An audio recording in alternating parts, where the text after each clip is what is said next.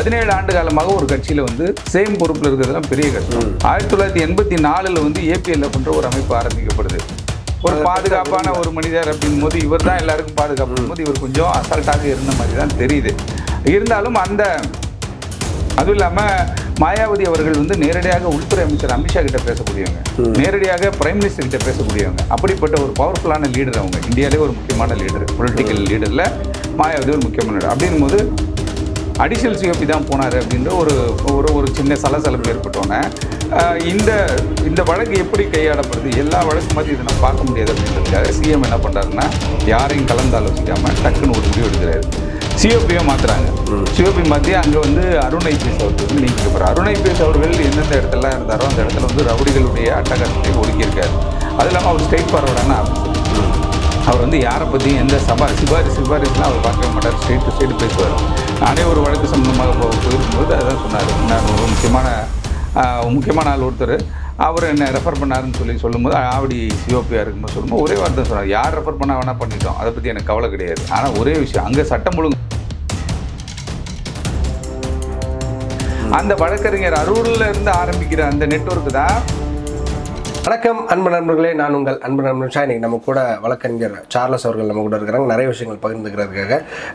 Sir, இப்போது சமீப காலமாக ஒரு 2 வாரமாக தமிழ்நாடுன்னு மட்டும் சுருக்க வேணாம், இந்தியா முழுமைக்கும் மிகப்பெரிய ஒரு பேசும் பொருளாக இருக்கிறது ஆம்ஸ்ட்ராங் அவர்களுடைய மரணம் தான். நம்ம இது ரிலேட்டடாக இதுதான் ஃபஸ்ட் இன்டர்வியூ பண்ணுறோம். அதனால் வந்து முதல்ல இந்த மரணத்தையும் இந்த கொலையும் நீங்கள் எப்படி பார்க்குறீங்க? இது 2 விதமாக எல்லாரும் பேசுகிறாங்க. அவர் வந்து இறந்ததும் புனிதராயிட்டாரா அப்படிங்கிற மாதிரி பெர்ஸ்பெக்டிவில் சிலர் பேசுகிறாங்க. அவர் செய்த நல்லது, ஆனால் அவர் செய்த நல்லதை அவர் செய்த கெட்டது வந்து விழுங்கிருச்சுங்கிற மாதிரிலாம் நிறைய மூத்த பத்திரிகையாளர்கள் பேட்டி கொடுத்துட்ருக்குறாங்க. இருப்பினும் ஒரு சாரா மக்கள் வந்து பார்த்திங்கன்னா அவரை மிகப்பெரிய அளவில் வந்து ஒரு கொண்டாடக்கூடிய ஒரு சூழ்நிலை தான் அதை தாண்டியும் இருக்குது. இந்த 2 கருத்துக்களும் இதை சுற்றி இருக்குது. நீங்கள் இதை எப்படி பார்க்குறீங்க? அதாவது கருத்து எல்லாருமே கருத்து சொல்லுவாங்க.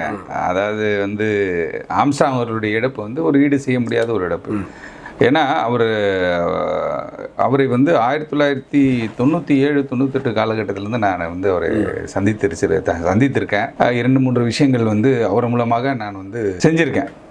லீகலான விஷயம், ப்ராப்பர்ட்டி டிஸ்பியூட் அது மாதிரிலாம் பண்ணியிருக்கோம். அப்படி இருக்கும்பொழுது ஜூலை மாதம் 5ஆம் தேதி அவர் படுகொலை செய்யப்பட்டு அதற்கு பிறகு வந்து ஒரு 8 பேர் சரண்டர் ஆகி காவல்துறை வந்து அவங்கள கைது பண்ணன்னு சொல்லி அப்புறம் அது ஒரு கான்ட்ரவர்சி ஆச்சு. அதுக்கப்புறம் வந்து அப்புறம் அடிஷனல் சிஓபி அஸ்ராக்காருக்கு ஸ்பாட்டுக்கு போனார். ஆனால் கமிஷனர் வந்து இவர் வந்து போகல, சந்தீப் ராய் ரத்தோர் போகல அப்படின்ற மாதிரி ஒரு இஷ்யூஸ்லாம் இருந்துச்சு இந்த வழக்கில். அதுவும் இல்லாமல் ஒரு தேசிய கட்சியினுடைய மாநில தலைவர் 17 ஆண்டு காலமாக ஒரு கட்சியில் வந்து சேம் பொறுப்பில் இருக்கிறதுலாம் பெரிய கஷ்டம். ஏன்னா நிறைய இடர்பாடுகள் இருக்கும். இவர் மேலே ஏதாவது லிட்டிகேஷனோ ஏதோ ஒரு பிரச்சனைகள் இருந்தால் மாயாவதியோட அவங்களுடைய பார்வைக்கு அது கொண்டு போகப்பட்டிருக்கும். இவர் மேலே வந்து ஏதாவது குற்றச்சாட்டுகள் இருந்ததுன்னா அதை வந்து அங்கே பதிவு செஞ்சிருப்பேன். ஏன்னா ஒரு கட்சி அதில் வந்து பல அணிகள் இருக்கும். நமக்கு தெரியாது நல்லா அண்ணா வணக்கண்ணா நல்லா இருக்கீங்களான்னு கேட்டு பின்னாடி போய் மெயில போட்டுருவான், லெட்டர் போடுவான், 1008 சட்ட சிக்கல்கள் கொடுப்பாங்க.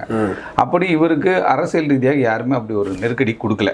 அவர் அரசியல் ரீதியாக ஒரே நேர்கோட்டில் பயணிச்சிருக்காரு. 1984 வந்து ஏபிஎல்எஃப் என்ற ஒரு அமைப்பு ஆரம்பிக்கப்படுது. அது வந்து டாக்டர் மூர்த்தியார் ஆரம்பிக்கிறார். அந்த ஏபிஎல்எஃப் ஆரம்பிக்கப்பட்டு 1994 ஏபிஎல்எஃப் வந்து திருவள்ளூர், காஞ்சிபுரம், சென்னை மாவட்டம். இப்போ சென்னைனாலே இந்த 3 மாவட்டத்தை சேர்ந்தவர் தான் சென்னைக்குள்ளே இருப்பாங்க. நீங்கள் பார்த்தீங்கன்னா சென்னை அண்ணா நகர்லையும் திருவள்ளூரில் இருக்கவங்க இருப்பாங்க, திருவள்ளூர்லேயும் அண்ணா நகரில் இருக்கவங்க இருப்பாங்க. இப்படி வந்து இது வந்து நியரஸ்ட் டிஸ்ட்ரிக்ட், சென்னையுடைய அண்டை மாவட்ட சொந்தங்கள் எல்லாமே எல்லா பிரான்ச்சஸும் அப்படியே இருக்கும், ஃபேமிலி பிரான்ச்சஸ்லாம். அப்படி இருக்கும் பொழுது திருவள்ளூர், காஞ்சிபுரம், சென்னையில் வந்து பார்த்தா பூவை மூர்த்தியாரை தெரியாதவர்கள் யாருமே இருந்திருக்க வாய்ப்பு கிடையாது. அதுவும் இல்லாமல் அவரும் வந்து அம்பேத்கரிசத்தை வந்து நேரடியாக களத்தில் இருந்து சொன்னவர், பயங்கர துணிச்சலான ஒரு ஆள். அவருடைய ஃபாலோவராக அவரை வந்து பின்பற்றி ஆம்ஸ்ட்ராங் அவர்கள் வந்து திமுகவில் இருக்கக்கூடிய அதாவது காங்கிரஸ் கட்சியில் வந்து ப. சிதம்பரம் இருந்து அதில் ஒரு கருத்து வேறுபாடு காரணமாக அவர் வெளில வந்துட்டு காங்கிரஸ் ஜனநாயக பேரவைன்னு ஒரு அமைப்பு ஆரம்பித்தார். அந்த அமைப்பில் தான் வந்துட்டு மறைந்த முன்னாள் சட்டமன்ற உறுப்பினர் வெற்றிவேல், அதுக்கப்புறம் வந்து ரங்கநாதன் எம்எல்ஏ, எக்ஸ்எம்எல்ஏ இருக்கார்ல ரங்கநாதன், புரசி ரங்கநாதன் அவர், அப்புறம் வந்து கரத்தை தியாகராஜன், இது மாதிரி நிறைய பேர் வந்து என்ன பண்ணாங்கன்னா அந்த காங்கிரஸ் ஜனநாயக பேரவையில் இருந்தாங்க. காங்கிரஸ் ஜனநாயக பேரவையிலேருந்து அதுக்கப்புறம் அவர் திமுகவில் இணைந்து விட்டார். திமுகவில் காங்கிரஸில் இருக்கும்போதும் எம்எல்ஏவாக இருந்தார் ஜனநாயக பேரவையில். அதுக்கப்புறம் திமுகவுக்கு வந்த பிறகு புரசி ரங்கநாதனுக்கு வில்லிவாக்கத்தில் சீட்டு கொடுக்கப்படுது. அப்போ வந்து இவங்க வந்து மிக நெருக்கமாக பழகக்கூடிய ஆட்களில் அவர் புரசை ரங்கநாதனுக்கு மிக நெருக்கமான ஒரு ஆளாக ஆம்ஸ்ட்ராங் இருந்தார். அந்த பீரியட்லேருந்து நம்ம அவரை பார்க்குறோம்.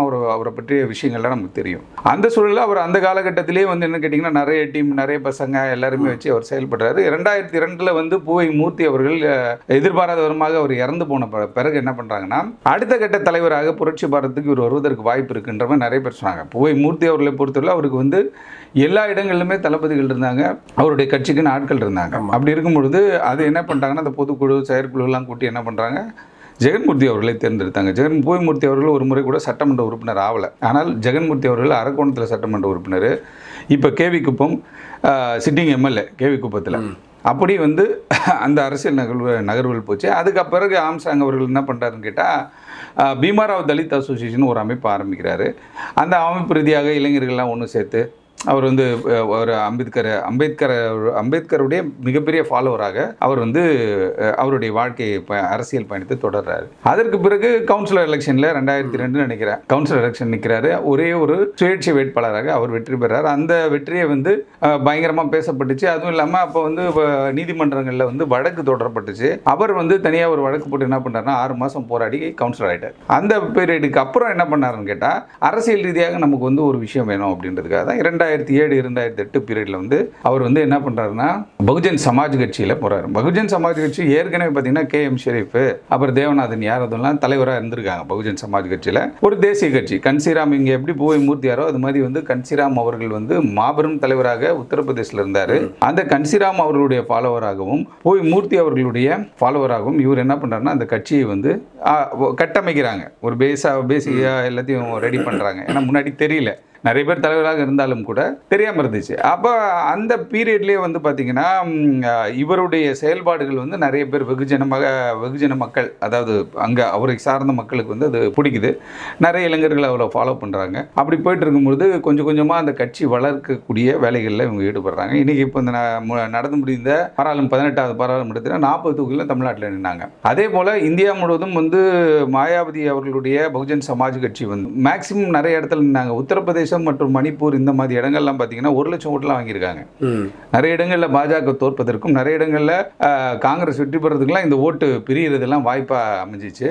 அப்படி வந்து அப்படிப்பட்ட ஒரு அரசியல் கட்சி ஒரு கொள்கை ரீதியாக எடுத்து இவர் என்ன பண்ணார் கேட்டிங்கன்னா, அந்த கட்சியை வந்துட்டு அங்கே கிளைகள் ஆரம்பிச்சு எப்பவுமே அரசியலை பொறுத்தவரைக்கும் கேட்டால் விளம்பரமும் பப்ளிசிட்டியும் மாசம் தான் பெரிய விஷயம். 2008 மாயாவதி அவர்களை சென்னை கூட்டு வந்து புல்லாரெட்டி அவனியில் மாபெரும் பேரணி ஒன்று பண்ணார்.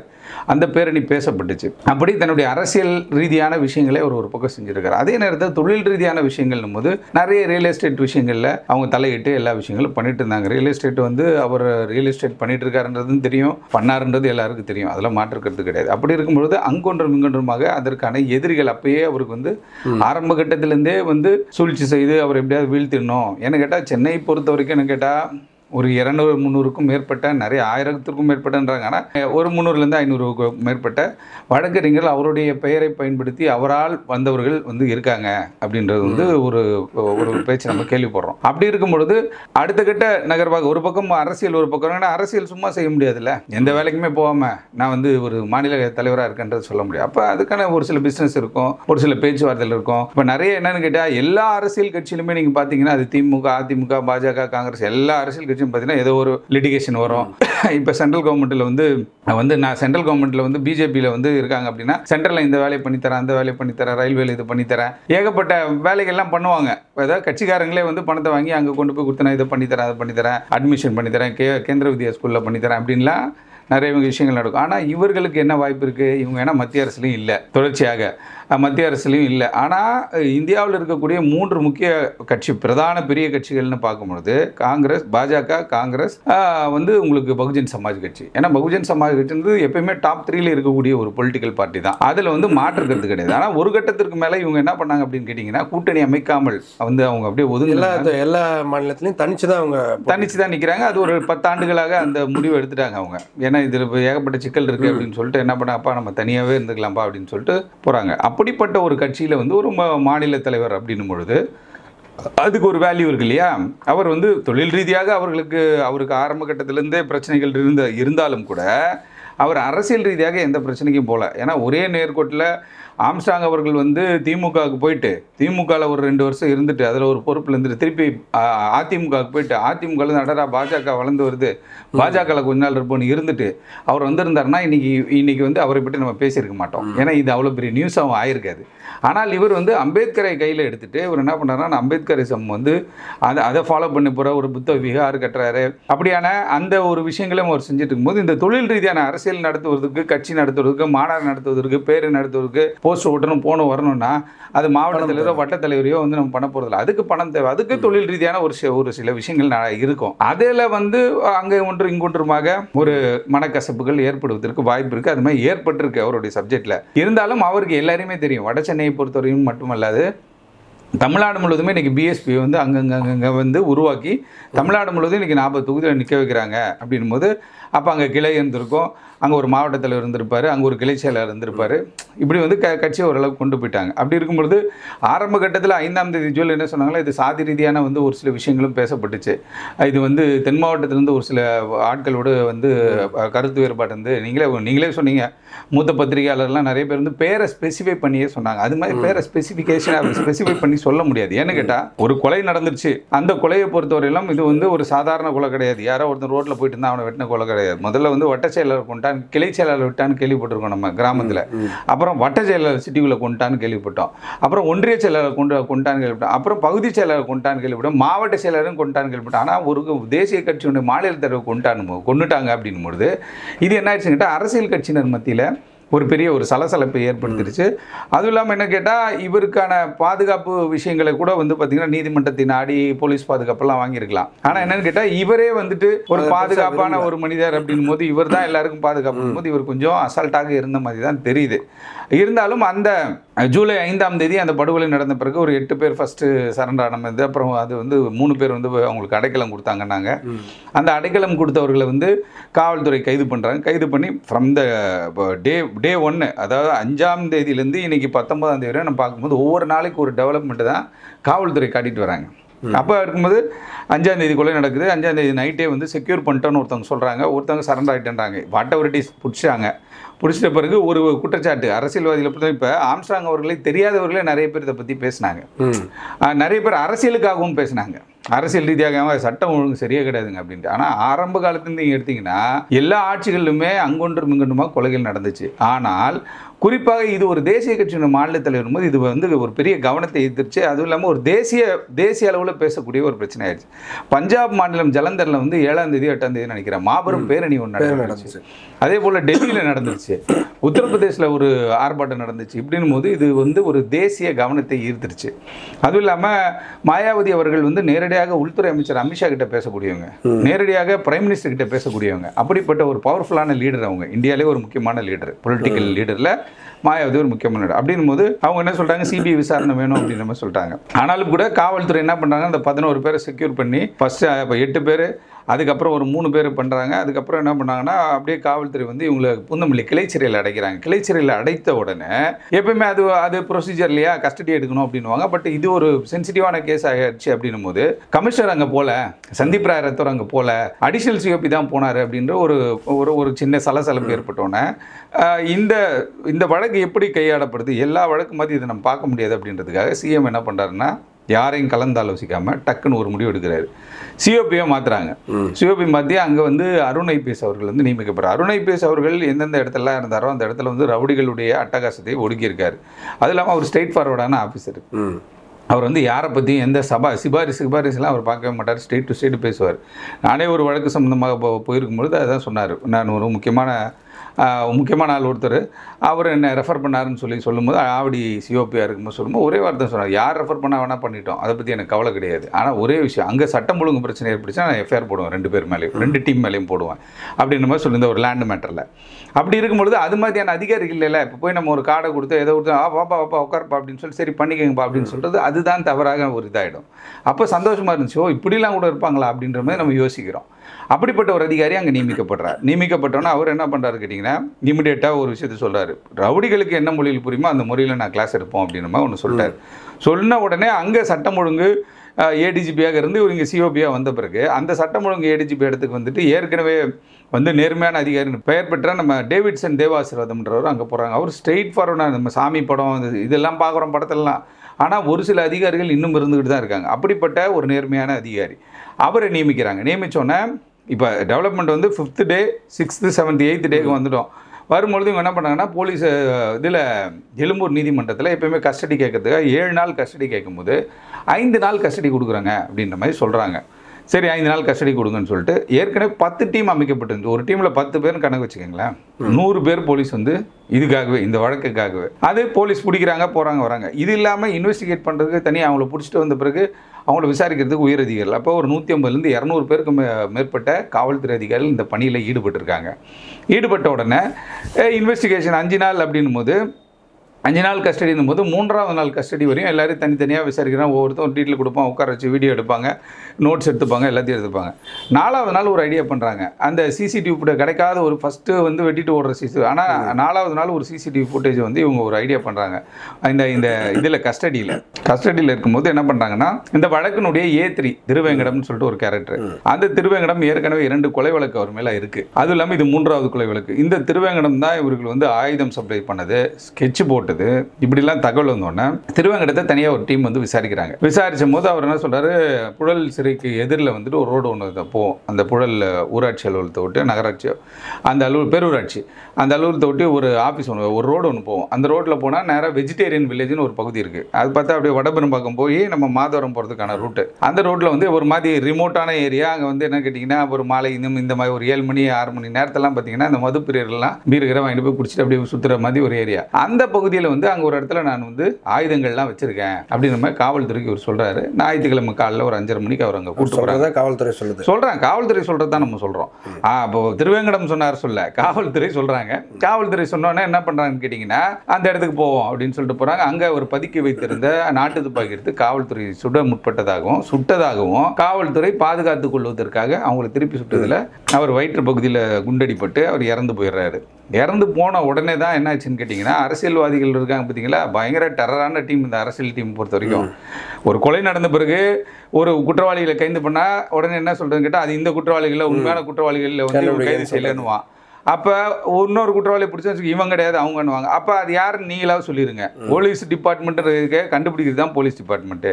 போலீஸ் டிபார்ட்மெண்ட்டில் அக்ரிவாகி அவங்க சரியாக பண்ணல அப்படின்னா நம்ம எங்கே போகிறோம், சிபிசிஐடி விசாரணைக்கு போவோம். அப்படி இல்லை டிசிபி விசாரணைக்கு போவோம். இது ஸ்டெப் பை ஸ்டெப் தானே போக முடியும். அப்படின்னும் பொழுது காவல்துறை லோக்கல் போலீஸு அவங்களுக்கு ஆம்ஸ்ட்ராங் என்ப நபர் யார், அவர் எவ்வளோ முக்கியத்துவம் வாய்ந்தவர், எதிர்த்தரப்பு யார், இவருக்கு யார் யாரெல்லாம் எனிமீஸ் இருக்காங்க அப்படின்றது அவங்க தான் ஃபைண்ட் அவுட் பண்ண முடியும். டெல்லியிலேருந்து வர ஒரு டீம் வந்துட்டு என்ன பண்ணுவாங்க கேட்டிங்கன்னா லோக்கல் போலீஸில் போய் பேசினா மதிக்கவே மாட்டாங்க. எத்தனையோ வழக்குகள் அது மாதிரி கிடப்பில் இருக்குது. அப்போ திருவேங்கடத்தை என்கவுண்டர் பண்ண உடனே இந்த 11 பேரில் ஒரு டிக்கெட் கம்மியாயிருச்சு. அப்போ போலீஸோட இன்வெஸ்டிகேஷன் ஸ்டைல் அது. திருவேங்கடத்தோட என்கவுண்டர் போலி என்கவுண்டரு, திருவேங்கடத்தை ஏன் என்கவுண்டர் பண்ணீங்க, அது வந்து இந்த வழக்கு எதுவும் திசை திருப்புற மாதிரி இருக்குன்னா எடப்பாடி அவர்கள்லாம் பேசினாரு, நிறைய அரசியல் கட்சி தலைவர்கள்லாம் பேசினாங்க. அதை என்கவுண்டர் பண்ணால் ஏன் என்கவுண்டர் பண்ணன்னு கேட்குறாங்க. என்கவுண்டர் முன்னாடி ஒரு 4-5 என்கவுண்டர் பண்ணால் சட்டம் ஒழுங்கு. அதில் நமக்கு கேள்வி எங்கே வருது அப்படின்னா விசாரணை நடந்துட்டு இருக்கு. இது விசாரணையோட ஸ்டைலு அது ஒரு பக்கம் இருந்தாலும் இப்போ அதை வந்து இது முக்கிய குற்றவாளிகளை கண்டுபிடிங்க அப்படின்னு சொல்லக்கூடிய திருமாவளவன் அவர்களே என்கவுண்டரை வந்து நம்ம ஆதரிக்கிறது கிடையாது, என்கவுண்டருங்கிறது தப்பு. இப்போ என்ன சொல்கிறாங்க அப்படின்னா இப்போ மக்களுடைய கொதிநிலையை கொஞ்சம் கம்மி பண்ணுறதுக்கும் அரசு மேலே வைக்கப்பட்ட விமர்சனம் அப்படிங்கிறது வந்து சரி பண்ணணும், துடைக்கப்படணும் அப்படின்றதுக்காக இதை பண்ணுறாங்க அப்படிங்கிற மாதிரியான ஒரு இல்லை அது மாதிரி அரசியல்வாதிகள் பலருடைய சிந்தனை அது மாதிரி தான் இருக்குது. இப்போ என்ன கேட்டால் எக்ஸ்ட்ரா ஜுடிஷியல் கில்லிங்ஸை பற்றி உச்சநீதிமன்றம் பல வழக்குகளில் வந்து கைட்லைன்ஸ்லாம் கொடுத்துருக்காங்க. அதே போல் வந்து மனித உரிமை ஆணையம் வந்துட்டு என்கவுண்டரே தவறு, என்கவுண்டர் எப்படி நீங்கள் பண்ணுவீங்க அப்படின்னு சொல்லிட்டு அயோத்தி குப்பம் வீரமணி அவர்களுடைய என்கவுண்டரில் கூட மனித உரிமை ஆணையம் பல்வேறு உத்தரவுகளை போட்டாங்க. அது போல வந்து பார்த்தீங்கன்னா நீங்கள் மணல்மேடு சங்கர் கொலை வழக்காக இது என்கவுண்டராக இருக்கட்டும், அப்படியே தொடர்ச்சியாக வந்து இப்படின்னா கொம்பன் ஜெகனாக இருக்கட்டும், இது மாதிரி விஷயங்கள்லாம் எல்லாம் வந்து மனித உரிமை ஆணையத்திற்கும் நீதிமன்றத்திலையும் போய் முறையீடு செய்கிறாங்க. அது இப்போ நீங்கள் சொன்ன மாதிரி கஸ்டடியில் எடுத்தால், அதாவது நீதிமன்ற காவலில் இருக்கிற ஒரு ஆளை கஸ்டடியில் எடுத்து அந்த கஸ்டடியில் இவர் தப்பி போகும்போது சுட்டாங்க அப்படின்னும் பொழுது காவல்துறை வந்து சரியான ஆவணங்களையும் சரியான சான்று ஆவணங்களையும் வந்து நீதிமன்றத்தில் சமர்ப்பிச்சாகணும். கண்டிப்பா கண்டிப்பா. அப்போ அது ஒரு சூழ்நிலை இருந்துமே இதை இப்படி பண்றதுதான் அதுதான் ஒரு படி மேல போய் அவங்க மேல நம்பிக்கையும் வருது, அட் த சேம் டைம் கேள்வியும். அதான் கேள்விகள் வரும். அந்த கேள்விகளுக்கு பதில் சொல்ல வேண்டியது காவல்துறை அதிகாரிகள். ஏன்னு கேட்டால் இதை வந்து அந்த ஒரு என்ன ஒரு சாதாரண ஒரு என்கவுண்டர் நடந்தாலும் அந்த இடத்துக்கு ஆர்டிஓ போனோம், தாசில்தார் போனோம். அதே போல் பார்த்தீங்கன்னா அந்த ஜேஎம் ஜுடிஷியல் மேஜிஸ்ட்ரேட் எந்த ஜூரிஸ்டிக்ஷன் வருதோ, இப்போ புழல் பக்கத்தில் நடந்திருக்கு அப்படின்னா மாதவரம் ஜூரிஸ்டிக்ஷனு, மாதவரத்துடைய ஜுடிஷியல் மேஜிஸ்ட்ரேட் அந்த ஸ்பாட்டுக்கு போய் விசிட் பண்ணோம், ஹாஸ்பிட்டலில் போய் விசிட் பண்ணோம். ஏகப்பட்ட இப்போ நாம்ஸ் எல்லாம் இருக்குது. அதை வந்துட்டு இவங்க என்ன கேட்டால் ஓவர்டேக் பண்ணி போக முடியாது. ஏன்னா ஜஸ்ட் லைக் தட் என்கவுண்டர் பண்ண முடியாது. ஏன்னா இதோட கேள்விகள் இந்த வழக்குக்காக பண்ணியிருக்கோம் அப்படின்னா கூட இதில் 1008 கேள்விகள் பின்னாடி இருக்குது. சட்ட கேள்விகள் எழுப்பப்படுறதுக்கு வாய்ப்பு இருக்குது. நம்ம கண்டிப்பா அப்ப அதுக்கு அவங்க பதில் இல்லாம இதை பண்ணிருக்க முடியாது. அந்த இடத்துல நம்பிக்கையும் வருது, at the same time surrender அவர் எப்படி தப்பிப்பாரு. அதுக்காக ஜஸ்டிபிகேஷனுக்கு என்ன பண்ணிட்டாங்க அப்படின்னு கேட்டா ஒரு வீடியோ ஒன்று வெளியிடுறாங்க. அன்னைக்கு என்கவுண்டர் அன்னைக்கு ஒரு வீடியோ போட்டு பர்டிகுலரா இவங்க போனாங்க, முதல் வெட்டுனது வந்து இவர். ஆனா அது வந்து மக்களுடைய மனநிலையும் கொதிநிலையும் அடக்கும். ஆனா நீதிமன்றத்தில் அதுதான் நீதிமன்றம் என்ன சொல்றாங்கன்னா, மாண்புமிகு நீதியரசர் ஆனந்த் வெங்கடேஷ் அன்னைக்கே கேட்கிறாரு. என்னன்னு கேட்டா ஒரு வழக்கினுடைய முக்கியமான சாட்சி என்னன்னு கேட்டா ஃபுட்டேஜ், சிசிடிவி ஃபுட்டேஜ், அது எப்படி நீங்க வந்து பொது வெளியில வெளியிட முடியும் அப்படின்ற ஒரு கேள்வியெல்லாம் எழுப்பியிருந்தாங்க. அதற்கு பதில் சொல்ல வேண்டிய கட்டாயம் வந்து காவல்துறை கிட்ட இருக்கு, அரசுகிட்டே இருக்கு. அவங்க அதை ஒரு ட்ராக்ல அது ஒரு பக்கம் போயிட்டு இருக்கும். பட் ஆனா investigation it is a part of investigation. அதாவது சட்டத்துறை அமைச்சர் ஒரே வார்த்தை தான் அடுத்த நாள் சொன்னார். என்ன கேட்டால் காவல்துறை திருப்பி தாங்கன்னு சொல்லிட்டு முடியும் அப்படின்ற மாதிரி ஒரு விஷயத்தை சொன்னார். அப்போ it is a part of investigation. இப்போ திருவேங்கடம் வந்து சுட்ட அடுத்த நாளே வந்து பார்த்தீங்கன்னா இன்வெஸ்டிகேஷனோட ட்ராக்கே மாறிச்சு. ஏன்னு கேட்டால் 10-11 பேரை பிடிச்சோம். நேற்று 10-11 பேர் இருந்தீங்க, இன்னைக்கு ஒரு ஆள் கம்மியாயிட்டாரு, நாளைக்கு ஒரு ஆள் கம்மியாரு, நாளானைக்கு ஒரு ஆள் கம்மியாகுன்னு அப்படின்னு சொல்லும்பொழுது ஒரு பயமும் ஒரு பீதியும் வந்து கோஅக்யூஸ்டுக்கு வரும். கோஅக்யூஸ்டுக்கு வந்ததுனால தான் அவங்க என்ன பண்ணுறாங்க கேட்டால் அடுத்த கட்டமாக ஒவ்வொரு உண்மைகளை சொல்ல நிறைய பேர். இது தவறான ஒரு அணுகுமுறை. இது இப்போ 2 விதமாக இதை நம்ம பார்க்குறோம். ஒன்று, இந்த ஸ்டேஜஸ் எல்லாமே உண்மையை வெளியே கொண்டு வரதுக்கு, உண்மையான குற்றவாளி யாருங்கிறத விசாரணையில் அவங்க வந்து உண்மையை சொல்லணுன்றதுக்காகன்றதையும் புரிஞ்சுக்க முடியுது. அட் த சேம் டைம் இது வந்து இந்த என்கவுண்டரும் தேவையில்லை, அவசியமற்றதுன்னு நம்மளால் புரிஞ்சுக்க முடியுது. அண்ட் இது எல்லாத்தையும் அவங்க வந்து கோர்ட்டுக்கு பதிலும் சொல்லணும் அப்படிங்கிற இடத்துலையும் நம்ம அதை அதுதான் மாதிரி அது ஒரு புரிதல். ஆனால் என்னன்னு கேட்டால் திருவேங்கடம் என்பவர் அந்த செயல் திட்டத்தை செய்து முடித்தவர். அவர் ஒரு கூலிக்காக இந்த சப்ஜெக்டை செஞ்சவர். ஆனால் இந்த சப்ஜெக்டுக்கு மூளையாக செயல்பட்டது அவர் கிடையாது. காவல்துறையோட வெர்ஷனே தான். திருவேங்கடத்திற்கு நேரடியாக பகுஜன் சமாஜ் கட்சியினுடைய மாநில தலைவருக்கும் அவருக்கும் நேரடி சண்டை, வாய்க்கா சண்டை, வரப்பு சண்டை எதுவும் கிடையாது. ஆனால் இவர் இறங்கி சம்பவம் செய்து கொடுக்கவர். யாருக்கு பணம் கொடுத்தாலும் கூலிப்படையாக செயல்படக்கூடியவர். அப்படின்னும் பொழுது இவர் கூலிப்படையை சார்ந்தவர். இந்த வழக்கினுடைய ட்ராக் இருக்கு இல்லையா, இந்த ட்ராக்ல இவருடைய ரோல் இவ்வளவுதான்.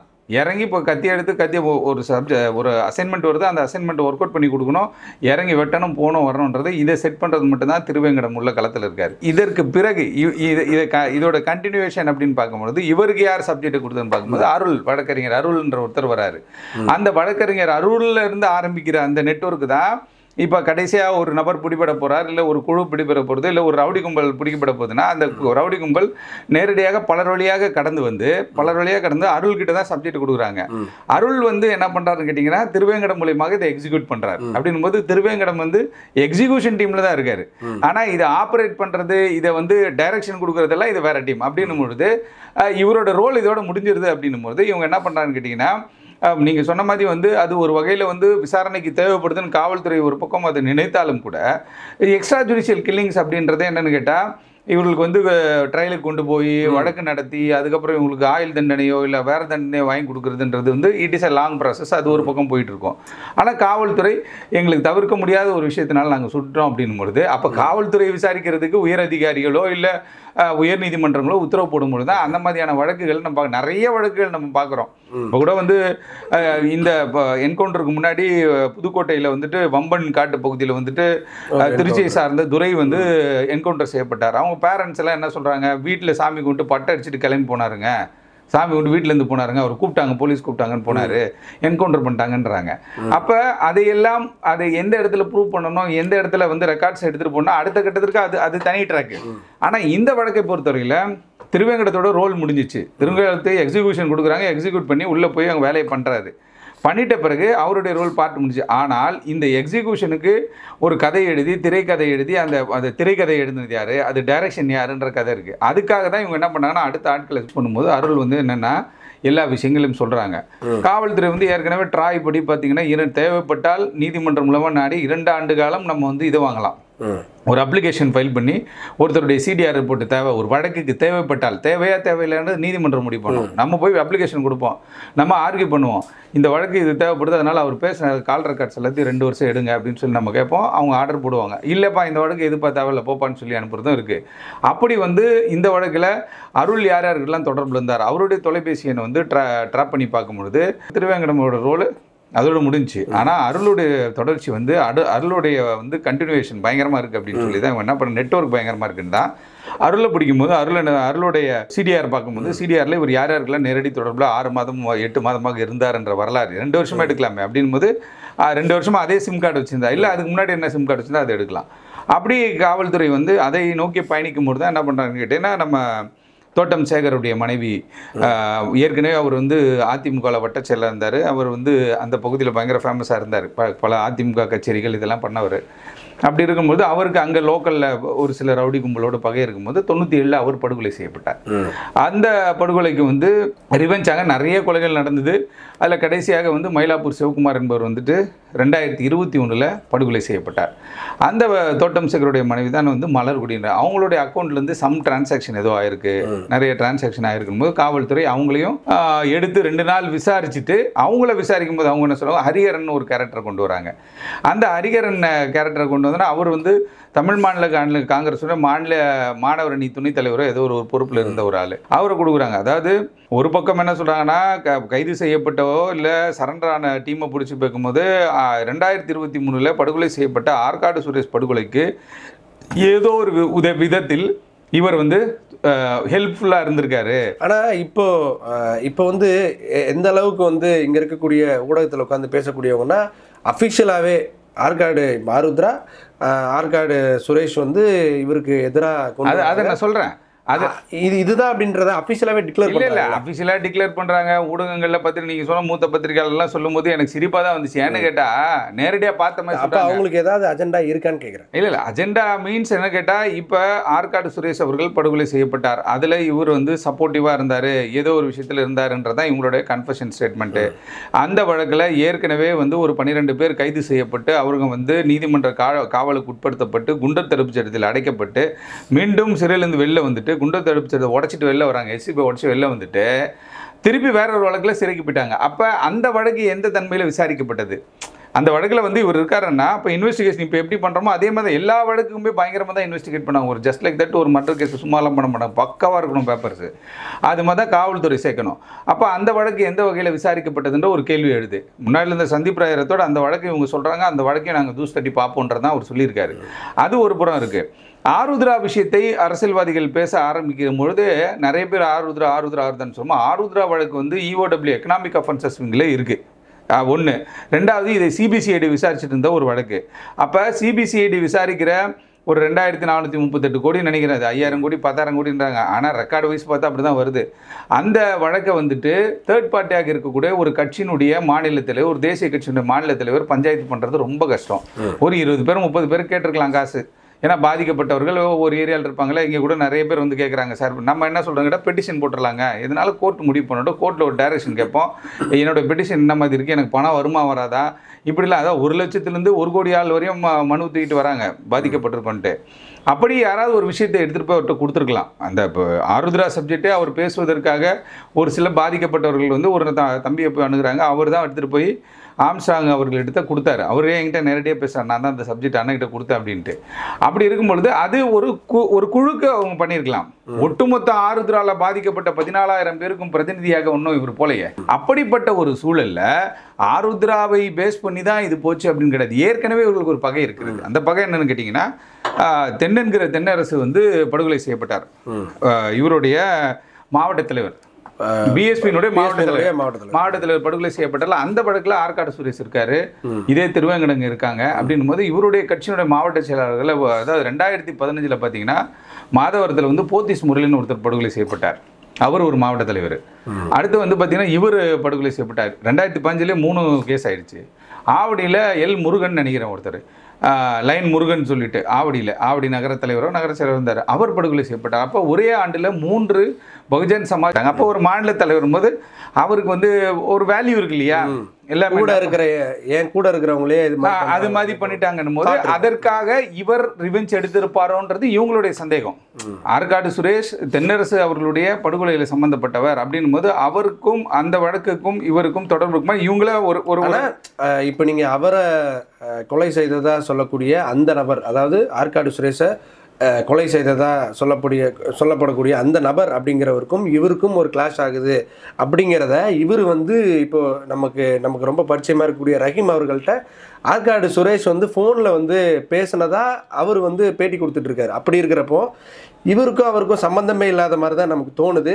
அவர் வந்து லைவ் எக்ஸாம்பிளாகவே சொல்கிறார் இந்த மாதிரி. ஆமாம், அது ஒன்றுங்க. அதாவது பேக் அண்ட் ஆப்ரேஷன் ஒன்று இருக்குங்க. அந்த மாதிரி ஒரு சந்தேகம் ஏற்படுகிறது. இல்லை அப்படின்னா இது யாராவது ட்விஸ்ட் பண்ணி விடுவாங்க. அப்போ உனக்கு தெரியாது, அதாவது வந்து நீ பாட்டுக்கு அசால்ட்டாக இருக்க, நீ நினைக்கிற மாதிரி கிடையாது, எல்லாம் பண்ணது இவர் தான் அப்படின்னு பின்னாடி வேலை செய்யக்கூடிய ஆட்கள் நிறைய பேர் இருக்காங்க. வட சென்னை ரவுடிசம் பொறுத்த வரைக்கும் நீங்கள் நினைக்கிற மாதிரி கிடையாது. பின்னாடி வேலை செய்கிற ஆட்கள் நிறைய ரவுடி கும்பல் இருந்தாலும் கூட ஒரு சில கும்பலுடைய வேலை என்னன்னு கேட்டால் ட்விஸ்ட் பண்ணி விடுறது தான். அந்த மாதிரி ட்விஸ்ட் பண்ணி தான் என்ன பண்ணுறாங்க, அவங்களுடைய எரிச்சலையும் அவங்களுடைய நெருடல்களையும் சரி செய்து கொள்வதற்காக ஒரு தேர்ட் பார்ட்டியை பயன்படுத்தி என்ன பண்ணுவாங்க கேட்டால், உங்ககிட்ட பேசுவோம் நல்லா தான் பேசுவான், உனக்குண்ணா நல்லா இருக்கீங்களா, கட்சி வரல எப்படி போகுதுன்னா, அம்மா நல்லா இருக்கீங்களா, அக்கா நல்லா இருக்குன்னு. பட் அங்கே போய் என்ன சொல்லுவான், என்னப்பா நீ உங்கள் அண்ணனையே கொண்டாங்க அமைதியாக இருக்க, புரியுதுங்களா, இது நாளைக்கு விட்டா அப்படியே அடுத்த கட்டம் உனக்கும் வரும், கேள்விப்பட்டம்பா அப்படின்னு சொல்லி ஒரு கதையை எடுக்கும்போது அவர் அச்சுறுத்தலை உருவாக்கும் போது அப்போ என்ன பண்ணுறோன்னு கேட்டிங்கன்னா ஒரு எனிமிட்டி கிரியேட் ஆகுது. அந்த மாதிரி ஒரு எனிமிட்டி தான். இப்போ இதெல்லாம் யார் பண்ணதுன்றதான் காவல்துறை இன்வெஸ்டிகேஷனில் ரிவீல் பண்ணி அவங்க கடைசியாக கொண்டு போய் 70% இந்த வழக்கு கிட்ட வந்துட்டாங்க. பணம் கொடுத்தது யாரு, அந்த பணம் எங்க இருந்து வந்துச்சுனாங்க. அப்ப அந்த பணத்திற்கு அதை யார் அசைன்மெண்ட் யார் கொடுத்தா, ஒருத்தர்கிட்ட வேலையை கொடுக்குறாங்க, அவர் என்ன பண்றாரு, ஒரு அக்கௌண்ட் மூலமா பணம் போடுறாரு, அந்த பணம் வந்து இன்னொரு நபருக்கு போகுது, அந்த நபர் ஒரு டீமை எக்ஸிக்யூட் பண்றாரு. இதுதான் விஷயம். அப்ப இந்த எக்ஸிகியூஷன் டீம் எல்லாமே பிடிச்சாச்சு. இந்த 11 பேர் அந்த சீன்ல ஆஃப் அக்கரன்ஸ்ல இருந்தாங்கன்னா அதை ஸ்பெசிஃபை பண்ணி காட்டாங்க, யார் யார் ஓடி வந்தார், திருமலை எங்க இருந்தாரு, திருவேங்கடம் எங்க இருந்தாரு, அருள் எங்க இருந்தாரு, ராமு எங்க இருந்தாரு. இப்படி அதுல உங்களால சொல்ல முடியுதா இவங்க தான் திருவேங்கடம் இவர் தான் ராமுன்னு சொல்ல முடியுதா? அதை பார்க்க அந்த வீடியோல அவங்க காட்டுறாங்களே, போலீஸ் காட்டுறாங்க. பட் ஆனால் அது ஒரு இது பத்திரிகை வாயிலாக எல்லா இடத்துக்கும் போச்சு. அதான் நீதிமன்றம் கேட்டாங்க, எப்படிங்க அந்த எவிடன்ஸ் நீங்கள் வெளில விட்டீங்க அப்படின்ற ஒரு கேள்வி எழுது. அப்போ அந்த இதை வந்து ஏன்னா காவல்துறை ஜஸ்ட் லைக் தட் சும்மா ஒரு வீடியோ போட்டும் காட்ட முடியாது. ஏன்னா அந்த வீடியோ அங்கே உட்காந்துருக்க 10 பேரையும் உட்கார வச்சுல போட்டு காட்டுறாங்க. இது யார் அந்த சட்டை சொல்லிட்டா அப்படின்னு கேட்டிருப்பாங்க. சார் அதான் சார் இந்த கையில் கட்டு போட்டுருக்காரு சார், அது திருமலை சார். இப்படி மொத்த கதையும் இவங்க சொன்னது தானே, போலீஸ்க்கு எப்படி தெரியும்? அப்போ உட்கார வச்சு பெரிய ஸ்க்ரீனில் போட்டு ஒவ்வொரு சீனாக ஜூம் பண்ணி எடுத்து இது யார் இது யார் இது யார் அவங்க எடுக்கிறாங்கல்ல, கடைசியாக ஹெல்மெட் போட்டிருக்குது யாரு, ஜொமோட்டோ சட்டை போட்டிருந்தாரு அப்படின்லாம் எங்க தமிழக காவல்துறை ஸ்காட்லாந்து யார்டுக்கு நிகரான காவல்துறை. இடைப்பட்ட காலத்தில் அங்கொன்று இங்கொன்றுமாக விஷயங்கள் நடந்தது. சிஓபி பதவியேற்றும் போதே சொன்னார், காவல்துறையில் தவறு பண்ணாலே நான் பண்ணுவேன் அப்படின்னாரு. அதுவும் இல்லாமல் அவருடைய ஆக்ஷன்ஸ் எல்லாம் பயங்கர ஃபாஸ்ட்டாக இருக்கும். இப்போ அதில் ஒரு இதுதான் டக்குன்னு வந்த உடனே என்ன பண்ணார், பல ரவுடிகள் வந்து ஓடி ஒழிச்சிட்டாங்க, எங்கே இருக்காங்கன்னு தெரியாத ஒரு சூழ்நிலை. அதுவும் இல்லாமல் என்ன கேட்டால் இது வந்து அடுத்த கட்டமான இது தொடர்ச்சியாக இருக்கும். ஒருவேளை இது வந்து ஆரம்ப காலகட்டத்தில் சரியா இல்லாமல் அதுக்கப்புறம் இது சரியா போயிட்டு இருக்கு அப்படி எடுத்துக்கலாமா? ஏன்னா எடுத்ததுமே முதல்ல பார்த்தீங்கன்னா இதில் அரசியல் தலையீடு இல்லை அப்படின்றாங்க. அடுத்த நாளே வந்து பழிக்கு பழி வாங்கணும் அப்படிங்கிறது வந்து அஃபிஷியலாகவே பொன்னை பாலு தான் இதுக்கு முன்னாடி இருக்கான்ற மாதிரியான ஒரு கட்டமைப்பெல்லாம் வந்து பண்றதை பார்க்க முடிச்சு. இப்போ நிறைய விஷயங்கள் அதுக்கு தான் மாற்றினது. ஆனால் விசாரணை பண்ணுறதுக்கு முன்னாடி ஏதோ ஒரு செட்டிங் பண்ணுறதுக்கு ட்ரை பண்ணாங்க சார். இதில் வந்து அதிகாரிகளையோ ஏதோ ஒரு கதை ஒன்று ரெடி பண்ணுறதுக்கு தயார் பண்ணும் பொழுது தான் தமிழக அரசு ஸ்ட்ரைட்டாக சிஎம் அங்கே போய் ஸ்பாட்டில் போய் உட்காந்த பிறகு தான் என்ன ஆச்சுன்னு கேட்டிங்கன்னா, அது அவர் வந்து சிஓபியை மாற்றிட்டு அடுத்த நாள் தான் போனார். கமிஷன் மாறின அடுத்த நாளே அவங்க வீட்டுக்கு போகிறாரு. போகும்போது தான் இது ஏதோ ட்ராக் மாறி போகுது. ஏன்னா அது வந்து தமிழக முதல்வருடைய தொகுதி, அந்த தொகுதி. அதில் வந்து ஒரு பெயர் சொல்லக்கூடிய ஒரு நபர் அவர் படுகொலை செய்யப்பட்டார். அதுவும் இல்லாமல் மாயாவதி வந்துட்டு போயிட்டாங்க. எல்லா அரசியல் கட்சியும் எனக்கு தெரிஞ்சு நம்ம வந்து பல ஆண்டுகளாக இந்த ஃபீல்டில் அரசியல் ஃபீல்டில் இருக்கோம், வழக்கறிஞர் ஃபீல்டில் இருக்கும் பொழுது நமக்கு தெரிஞ்சு ஒரு டெத்தில் எத்தனை தலைவர்கள் ஒன்றாக வந்தது இது மட்டும்தான். பல கருத்து வேறுபாடுகள் இருந்தாலும் நீங்கள் வீடியோலாம் பாருங்கள், ஆம்ஸ்டாங் அவர்கள் பேசுகிற வீடியோவில் திமுகவை சாடி பேசுவார், அதிமுக திட்டுவார், பாஜகவை திட்டுவார், காங்கிரஸ் திட்டுவார், நாம் தமிழர் கட்சி சீமானை திட்டிருக்கார். ஆனாலும் கூட அவருடைய ஒரே கொள்கை அந்த அம்பேத்கரிசம் என்ற அந்த நேர்கோட்டில் பயணித்ததன் காரணமாக இன்னைக்கு எல்லாருமே ஒரு இடத்துக்கு வராங்க. அதில் இன்னொரு விஷயமும் இருக்குது. ஒரு அரசியல் தலைவர் அப்படின்ற ஒரு கேட்டகரியில் இருக்கக்கூடியவங்க படுகொலைன்றது வந்து ஒட்டுமொத்த சமுதாயத்துக்குமே நல்லது. சமுதாயத்திற்கே ஒரு அச்சுறுத்தல் அப்படின்ற ஒரு காரணத்தால தான் இவங்க என்ன பண்ணாங்கன்னா எல்லாமே கூட ஒரு வார்த்தை பயன்படுத்துறாங்க, கருத்து வேறுபாடுகள் இருந்தாலும் இது வந்து ரொம்ப தவறான. ஆமா, ஏன்னு கேட்டா இப்ப இதுலயும் ஒண்ணு இருக்கு. நிறைய பேர் என்ன கேள்வி கேட்டாங்கன்னா, ஏன் போலீஸ் வந்து தெரிஞ்சு பாதுகாப்பு கொடுக்கல, அரசியல் கட்சி தலைவர் பாதுகாப்பு, போலீஸ் சுமோட்டோவை வந்து நம்ம வீட்டுக்கு வந்து பாதுகாப்பு கொடுக்கணும். ஏன்னா இவரே ஒரு பெரிய தலைவர், இவரை சுற்றி எப்பயுமே ஒரு கூட்டம் இருக்கும், இவருக்கே வந்து ஒரு 1000 வழக்கறிஞர் இருக்காங்க அப்படின்னும் போது இவரே எல்லாருக்கும் பாதுகாப்பு, இவருக்கு எதுக்கு பாதுகாப்புன்ற மாதிரி கொஞ்சம் அசால்ட்டா ஒரு லேக் ஏற்பட்டதன் காரணமாக இது என்ன ஆயிடுச்சுன்னு கேட்டால் எதிரணியினருக்கு ஒரு பக்கம் வந்து ஏற்கனவே படுகொலை செய்யப்பட்ட ஆற்காடு சுரேஷாக இருந்தாலும் சரி, அவருடைய தம்பி அந்த டீமாக இருந்தாலும் சரி, ஒரு பக்கம் ஆருத்ரா அப்படின்ற மாதிரி ஒரு விஷயத்த சொல்கிறாங்க. ஏன்னா ஆருத்ராலாம் ஒரு நிறுவனங்க, அது மாதிரி சம்பவத்தில் போய் மாட்டினா என்றைக்குமே லைஃபே போயிடும், எங்கே இருந்தாலும் சிக்கலாயிரும் போது அவங்க வந்து அதை வந்து காவல்துறை தீவிரமாக விசாரிக்கிறாங்க. ஏன்னா பணப்புழக்கம் அதிகமாக இருந்திருக்கு, 50 லட்சம் 1 கோடி அப்படின்னும் பொழுது பத்திரிகைகள்லாம் சொன்னாங்க 10 கோடி வாங்கிட்டாங்க 100 கோடி அப்படின்னாங்க. அதெல்லாம் நான் அப்பயே அடித்து சொன்னேன், இது அரசியல் படுகொலை கிடையாது. ஏன்னு கேட்டால் அரசியல்வாதிகளுடைய தலையீடு இதில் இருக்க வாய்ப்பில்லை. ஏன்னா திமுக சார்ந்த நபர்கள் இலக்கியனுடைய மாவட்ட துணை அமைப்பாளர் துணை செயலர் குமரேசன் அவருடைய மகன் சதீஷ் கைது செய்யப்படுகிறார். அவர் வந்து கட்சியை விட்டு எடுக்கிறாங்க, அவர் திமுகவில் இருக்கார், அருள் திமுகவை சார்ந்தவர்ன்றாங்க. அதற்கு பிறகு வந்து பார்த்தீங்கன்னா இப்போ பணம் டிரான்ஸ்ஃபர் பண்ண இந்த மாதிரி பண்ணக்கூடியவங்க எல்லா கட்சியிலும் இருப்பாங்க, எல்லா கட்சியிலும். ஆனால் இந்த இதில் பார்த்தீங்கன்னா எல்லா கட்சிக்காரும் சேர்ந்து பண்ண மாதிரி இருக்கு. அப்போ என்ன தெரியுது, ரவுடிசத்துக்கு கட்சியெல்லாம் கிடையவே கிடையாது. அப்படிங்கும்போது திமுகவை சார்ந்தவர்கள் சொல்லிட்டாங்க, பாஜகவை சார்ந்தவர்கள் சொல்லிட்டாங்க, அஞ்சலின்றவங்களை வந்து தேடுறோம், தலைமுறை போலீஸ் டவுட் வந்துடுது, நீ செய்யாட்டியா நீ ஓடுற அப்படின்னு சொல்லிட்டு போலீஸ் அவங்களை தேடி போகிறாங்க. ஆந்திராவில் இருக்காங்க, இங்கே இருக்காங்க, அங்கே இருக்கான்னு பத்திரிகை மூலமாக செய்தி வருது.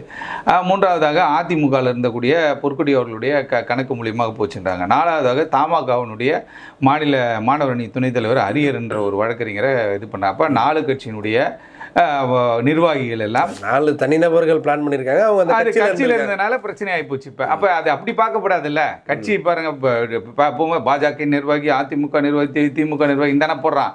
ஆனால் ஒரு படுகொலைக்கு இத்தனை பேர், அதாவது எதிர்முதிருமான கட்சிகள், திமுகவுக்கும் பாஜக ஆகாது, ஆனால் சிண்டிகேட்டில் பார்த்தீங்கன்னா இவங்கெல்லாம் இருக்காங்க.